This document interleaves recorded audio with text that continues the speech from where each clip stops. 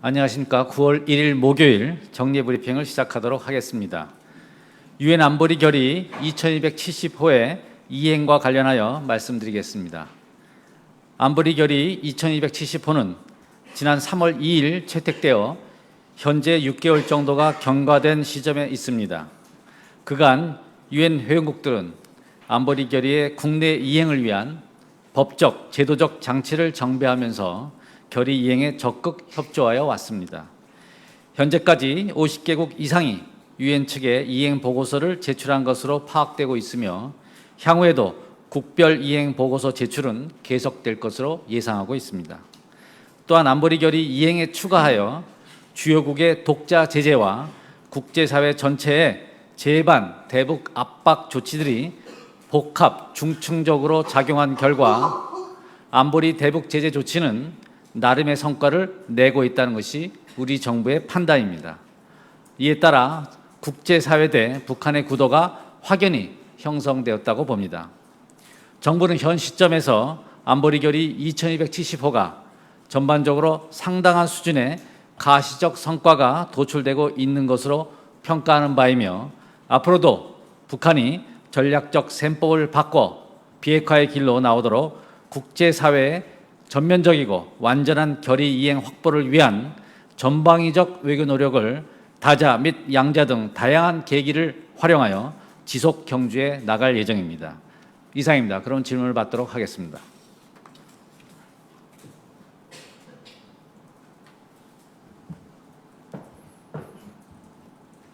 네, 질문해 주시죠. 네, MBC의 조재영인데요. 그 가시적 성과를 내고 있다고 하셨는데 좀 구체적으로 어떤 수치라든지 좀 근거를 할 만한 이런 좀 구체적으로 얘기를 해주실 수가 있을까요? 어떤 성과가 있었다. 대중국 무역이 뭐 어떻다든지.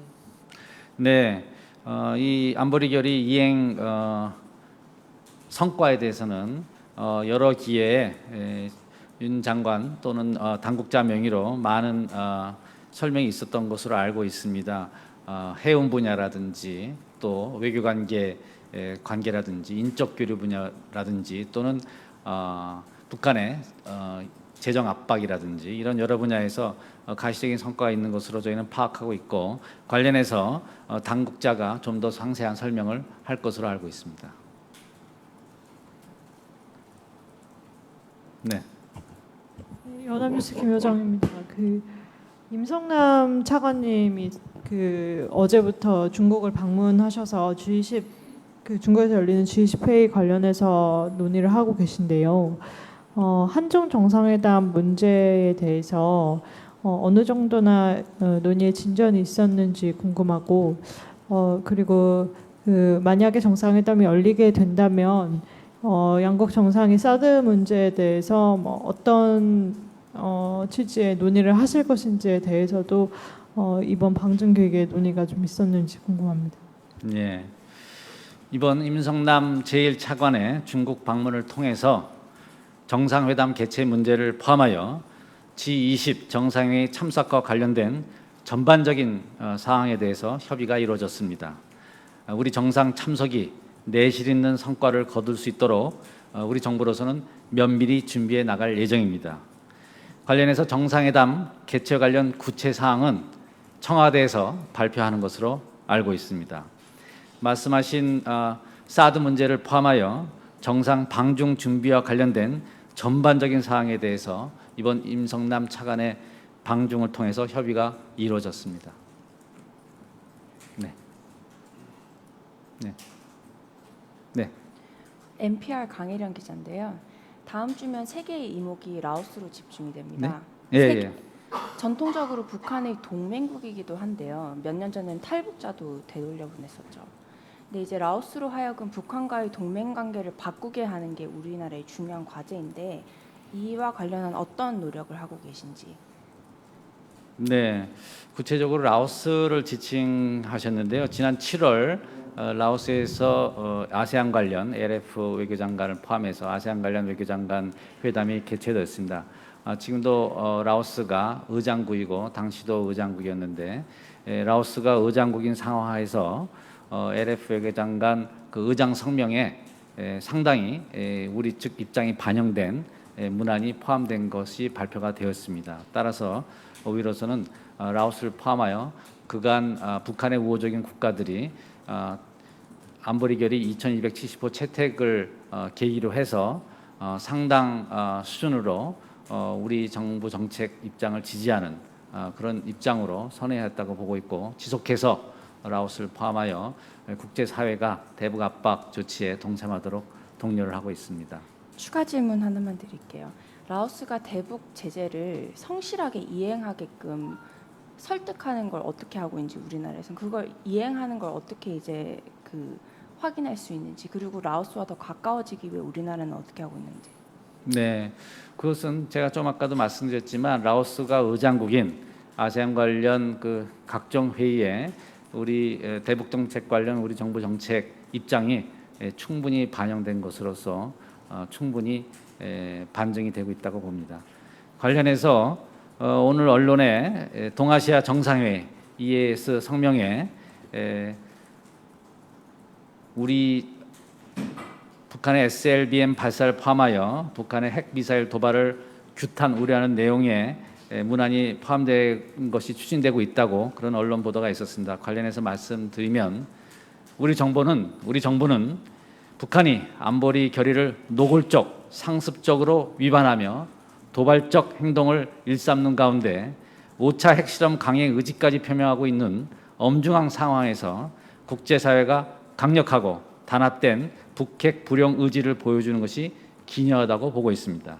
이에 따라서 7월 아세안 관련 외교장관 회의에 이어 이번 정상회의에서도 강력한 대북 메시지가 발신될 수 있도록 관련국들과 긴밀히 협의 중에 있다는 말씀을 드립니다. 예, 뉴스피미 양태 기자입니다.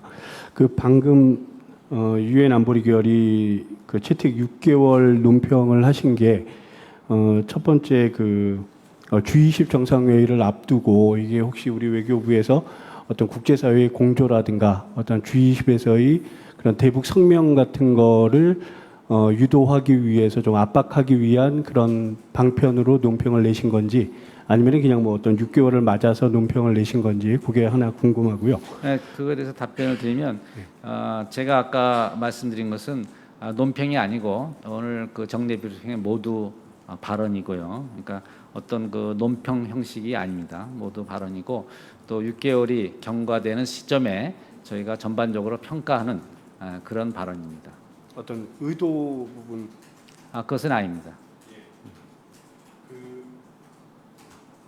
또 한 가지 질문하고 싶은 게, 어제 국방대 안전보장대학원에서 안보학술 세미나가 있었습니다. 근데 여기서 정한범 국방대 교수가 많이 나온 얘기인데, 현재 북한의 핵 개발 상황과 관련해서 미국이 북한과 평화 협정을 어떤 지금의 그런 대북 정책을 전환할 가능성이 있다.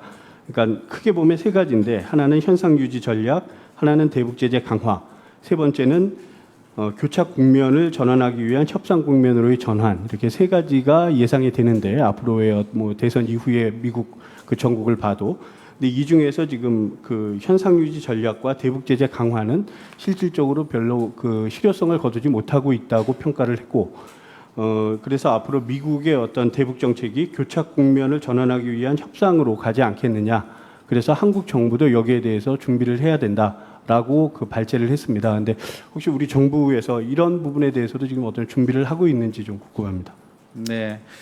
여러 학술 회의 계기에 다양한 의견이 개진되는 것은 충분히 있을 수 있다고 보고 있습니다. 저희 정부로서는 저희 정부의 대북 정책은 명확하고 일관됩니다.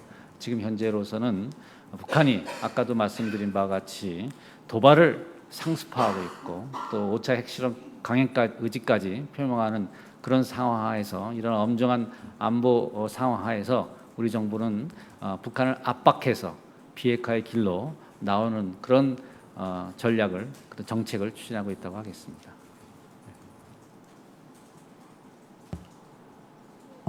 남뉴스 김유정인데요. 아까 말씀하신 임성남 차관님의 중국 방문 관련해서 추가적으로 여쭤보겠습니다. 이제 말씀하시기로 사드 문제를 포함해 정상 방중 준비와 관련된 전반적 사항에 대해서 이번 방중을 통해서 임 차관님 협의를 하셨다 이렇게 말씀하셨는데요.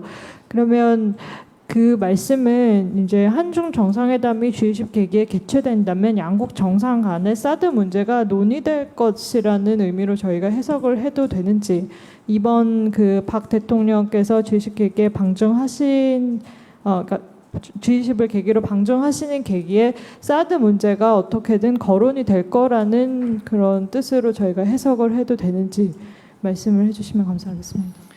네, 제가 아까 말씀드린 것은 이번에 임성남 1차관이 가서 중국과 협의한 내용에 대해서 제가 말씀드린 겁니다. 임성남 차관은 이번에 중국을 방문해서 사드 문제를 포함하여 우리 정상의 방중 준비와 관련된 전반적인 사항에 대해서 협의를 하였습니다.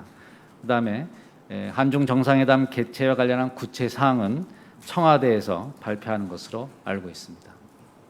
제가 질문을 좀 정확히 못 드린 것 같은데요. 그러니까 사드라는 이슈가 우리 정상의 이번 방중과 연관돼 있는 이슈라는 점은 사실인 것으로 이해를 해도 될까요? 제가 예단해서 언급하기는 적절치 않다고 봅니다.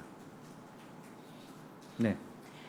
라오스와의 동맹 관계로 다시 돌아가서 이제 동맹 관계라는 게 하루아침에 바꾸는 게 쉬운 게 아니잖아요. 그럼에도 불구하고 라오스가 동맹국에 제재를 가하게끔 외교부는 라오스를 어떻게 설득하고 있는지, 그리고 이게 말뿐이 아니라는 걸 어떻게 확신할 수 있는지. 그것은 아까도 말씀드렸지만 ALF 외교장관의 의장 성명에 많은 것이 포함되어 있다고 봅니다. 그것은 부단한 우리와 라오스 간의 외교 교섭의 결과라고 봅니다. 네. 예, 위안부 이데일리 장영 기자입니다. 위안부 문제 관련해서 질문을 좀 드리고 싶은데요. 이제 오늘 오전에 우리 측 재단으로 일본 정부 쪽 출연금이 들어온 것도 확인이 됐고, 이제 본격적으로 피해자 지원 사업이 시작될 것으로 보이는데, 이제 지난번 정례 브리핑 때 그 위안부 피해자분들 12분이 그 집단 소송을 제기하는 내용을 잘 모르겠다고 말씀을 하셨는데, 일단 정부를 상대로 소송을 제기한 바 있고 지금 이제 확인을 하셨을 거라고 생각을 하는데요. 일단 관련된 입장이 궁금하고, 그분들 중에서는 이제 지원금을 받지 않겠다라고 얘기하시는 분들도 계시잖아요. 그러면 그 부분에서 정부가 어떻게 대처하실지 좀 말씀 부탁드립니다. 네, 먼저 위안부 피해자 12분께서 정부를 상대로 손해배상 소송을 제기하신 것으로 알고 있습니다. 외교부로서는 소장이 접수되면 관련 법령 및 절차에 따라서 나갈 예정입니다. 다만 정부로서는 12월 28일 합의를 착실히 이행함으로써 조속히 피해자분들의 명예와 존엄 회복, 그리고 마음의 상처 치유를 위해 노력하는 것이 무엇보다도 중요하다고 생각하고 있습니다. 관련해서 오늘 100% 일본 정부 예산에 의한 10억엔 출연이 이루어졌습니다. 우리 정부는 이로써 화해치유재단이 활동을 본격화할 수 있는 기반이 조성되었다고 봅니다. 앞으로 재단이 피해자분들의 의견을 충실히 그리고 겸허히 수렴해서 피해자 중심의 맞춤형 사업을 실시함으로써 하루속히 피해자분들의 명예와 존엄 회복, 그리고 마음의 상처 치유가 이루어지기를 기대합니다. 관련해서 질문 드리겠는데요. 어쨌든 그래서 일본 측이 10억엔을 오늘 출연해서 이제 우리 정부 그 재단 계좌로 입금을 했는데, 그렇다면 그 일본 측과 우리 측에 이 문제가 한일 청구권 협정으로 미해결됐다는 그런 일종의 이제 외교적 분쟁은 해결이 됐다고 보시는 것인지 대답해 주시면 감사하겠고요. 앞으로 우리 정부가 한일 정부 간의 외교적 사안으로서 이 문제를 제기하지 않으실 방침이신지도 말씀해 주시면 감사하겠습니다. 네, 말씀하신 사항이 한 두 가지 포인트가 있다고 보는데요. 우선 청구권 협정에 대한 정부 입장에 대해서는 저희 정부가 줄곧 말씀드린 바와 같이 위안부 문제가 1965년 청구권 협정으로 해결되지 않았다는 정부 입장에는 전혀 변함이 없습니다. 오늘 10억엔이 출연되었습니다마는 12월 28일 합의에 따르면 한일 정부 양국 정부가 협력하여 피해자분들의 명예와 존엄 회복 및 마음의 상처 치유를 위한 사업을 행한다라고 되어 있습니다. 따라서 피해자분들의 명예와 존엄 회복 그리고 마음의 상처 치유가 이루어질 수 있도록 사업이 성실히 충실히 진행되는 것이 중요하다는 입장입니다. 네, 관련된 질문인데요. 그래서 어쨌든 지금 그러니까 1228 한일 간 그 위안부 피해자 문제 합의의 핵심 이행 조치들이 거의 다 진행이 됐고 완료가 됐고 이제 재단 사업을 시작하기 전에 이제 앞두고 혹시 한일 당국 간의 뭐 관련 사업 내용이라든지 뭐 그 조항 가운데 어쨌든 뭐 정부에서는 왈가왈부할 문제는 아니라고 여러 차례 말씀하셨잖아요. 소녀상 이전에 대해서 뭐 이제 노력을 하겠다라는 문구도 있었기 때문에 관련된 얘기를 또 일본 측에서 하고 싶어 할 수도 있지 않습니까? 그래서 당국 회담이나 혹은 뭐 G20 계기 뭐 한일 간의 정상회담 같은 것들이 예정이 돼 있는 게 있는지 좀 말씀드려요. 네. 그 한일 정상회담 개최 관련 그런 사항에 대해서도 청와대에서 발표하는 것으로 알고 있습니다. 그 합의 작년 12월 28일 합의에 양국 정부가 협력해서 사업을 실시하도록 되어 있는 만큼 필요한 경우 양국 간 당국자 간 또 협의가 진행될 것으로 생각하고 있습니다. 죄송하지만 제 아까 드린 질문에 충분한 답이 안 된 것 같은데, 그러니까 저희 정부는 그래서 1965년 청구권 협정으로 해결되지 않았던 위안부 문제가 이로써 해결이 됐다고 보시는 것인지 말씀해 주시면 감사하겠습니다. 네, 거듭 말씀드리지만 위안부 문제가 1965년 청구권 협정으로 해결되지 않았다는 정부의 입장에는 변함이 없습니다.